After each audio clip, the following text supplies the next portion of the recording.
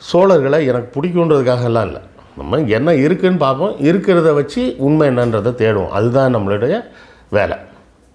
சோழர்களை சொல்லும்போதே எத்தனை குற்றச்சாட்டு சொன்னேன், ஊர் ஊராக போய் கொள்ளையடித்தாங்க, முதல் குற்றச்சாட்டு. ரெண்டாவது குற்றச்சாட்டு கோயில் கட்டிக்கிட்டே இருந்தாங்க, அதை தவிர வேறு எந்த வேலையும் பண்ணலை.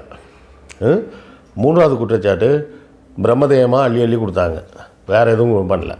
நாலாவது குற்றச்சாட்டு தேவதாசின்ற ஒரு கான்செப்டே அவங்க தான் உருவாக்குனாங்க.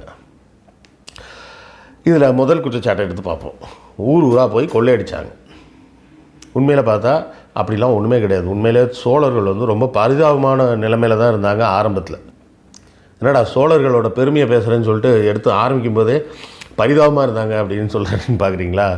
அதாவது ஆரம்பத்துலேயே பாருங்கள், முதலாம் ஆதித்தன், அதாவது விஜயாலய சோழனோட பையன்தான் வந்து அந்த சோழ சாம்ராஜ்யம் உருவாகிறதுக்கு அடித்தளமே இடுறான். அதுக்கு முன்னாடி அவங்க இருந்தது உறையூர், தஞ்சாவூரில் கூட கிடையாது.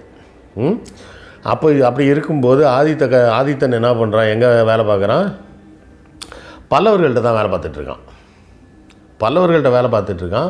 பல்லவர்களுக்கும் பாண்டியர்களுக்கும் சண்டை வந்துக்கிட்டு இருக்குது. அப்போ வரகுண பாண்டியனுக்கும் இந்த பல்லவனுக்கும் சண்டைன்றப்போ இந்த படைக்கு தளபதியாக இருந்து வரகுண பாண்டியனை ஜெயிச்சு கொடுத்ததுனால, அதாவது பல்லவர்களின் படையோட தளபதியாக இருந்து ஜெயிச்சு கொடுத்ததுனால பல்லவனாக பார்த்து என்ன சொல்கிறான், பல்லவன் பேர் அபராஜிதனுங்க. இந்த அபராஜித பல்லவனுக்கு வந்து என்ன பண்ணுறான், சரி உங்கள் அப்பா வந்து இனிமேல் இண்டிபெண்ட் ராஜாவாக இருந்துக்கோ, எங்களுக்கு கப்பம்லாம் கட்ட வேணாம் அப்படின்னு. அப்போ விஜயாலயன் காலம் வர சோழர்கள் வந்து கப்பம் கட்டும் அளவுக்கு, அதுவும் பாண்டியர்கள் அளவுக்கு கூட இல்லாமல் சின்ன